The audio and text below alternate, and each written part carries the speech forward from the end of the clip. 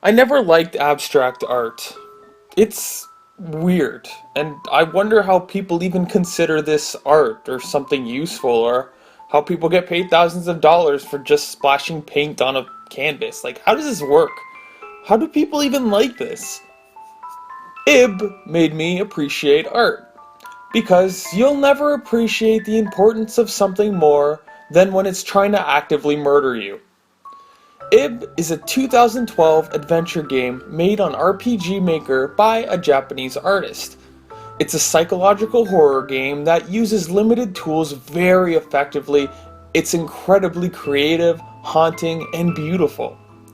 If you're a fan of horror games, or even just want a creepy adventure, you owe it to yourself to play Ib because it's absolutely phenomenal. The game takes place in an art exhibit. Scary enough already, I know. You play as Ib, a silent 9-year-old girl on a trip with her parents to a museum.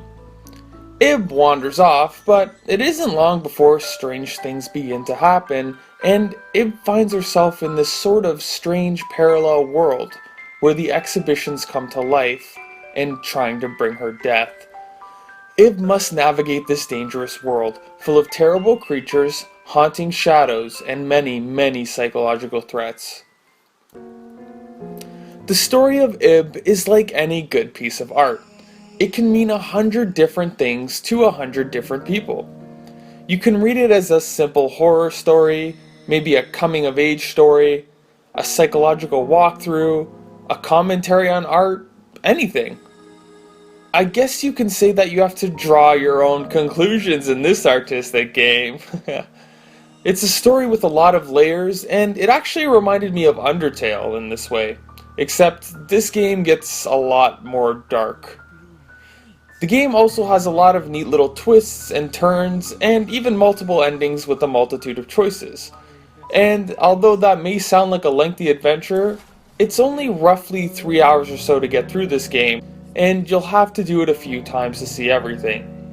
Basically, what I really like about the story is that it shows a lot of subtlety, it doesn't get too complicated, but it manages to stay very invigorating and interesting the whole way through. You'll never have a dull moment, there's always something new, creepy, and interesting around the corner.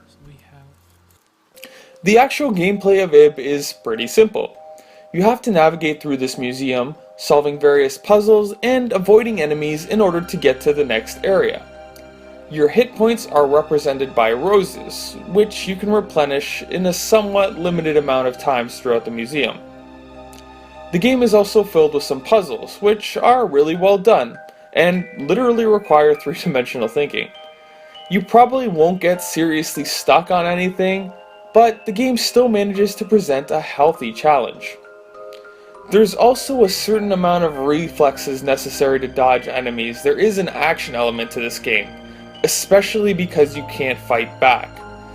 My only major complaint about the gameplay is that the game is extremely generous with saves. I understand that the choices affect the endings you get, so it would be fair if you could save often and the game addresses this, but this is a pretty short game, and it would have made things a lot more tense if you couldn't have saved as often. There's still really not much to complain about with Ib. It's a nice little top-down perspective adventure with puzzles, horror elements, and just a lot of creativity. This game likes to keep you on edge. It is a horror game, and this kind of horror is where the game really shines. Usually, jump scares in horror films feel really cheap because of the music and such. In Ib, it feels earned because the museum is genuinely creepy and unsettling, and you're always worried about what's around the corner. There's always something to sort of surprise you or keep you on edge, whether it's the music or some random thing moving around or just a little audio cue, anything. Not to say there aren't jump scares at all, there are some, but a lot of the scariness comes from the creepy imagery, the sound design. You'll hear a random knocking or a ticking, and this game just knows how to unsettle you. It actually really reminds me of Clock Tower for the Super Nintendo, and it's that kind of atmosphere where yes, there can be a jump scare here or there, but it's definitely more about the location, the small little cues, and just these small little psychological choices deliberately designed to mess with you.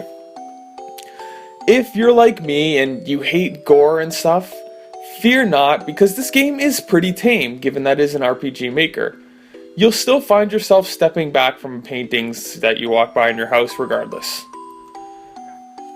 The graphics in the game are pretty simple, which may be the game's biggest downside. As much as I'm impressed by what they did with the limited tools they had, I really couldn't stop thinking and getting excited about how much more terrifying this game could be if it was maybe in 3D or there was even a little more detail on the art or in the characters. Still, for what you get, this is extremely well done. You can generally still tell what everything is, the character designs are phenomenal, and the game has this really good art theme that makes it all worth it. It's a beautiful game, and you can tell it was made by an artist who had a very specific intention and vision. The music in the game is really strong. Some of the tracks aren't memorable, but there are definitely some, like Gary's theme and Hide and Seek and Puppet, that are absolutely phenomenal.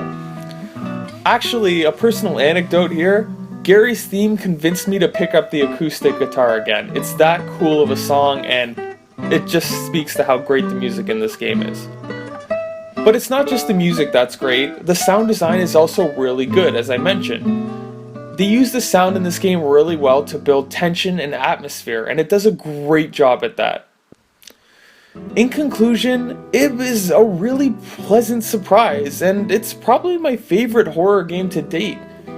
It really kind of upsets me that no one really talks about this game. Although it does kind of have a decent fan following, really, I can't believe I haven't heard about this game until recently. It manages to be very thought-provoking, but mechanically strong and creative at the same time, without overstaying its welcome at a crisp 2 to 3 hour playtime. It's a game I won't be forgetting anytime soon, and I suggest that you give it a shot as well to see what I'm talking about. Go give it a shot for free, and give this creator some credit, because he did a fantastic job. Thanks for watching.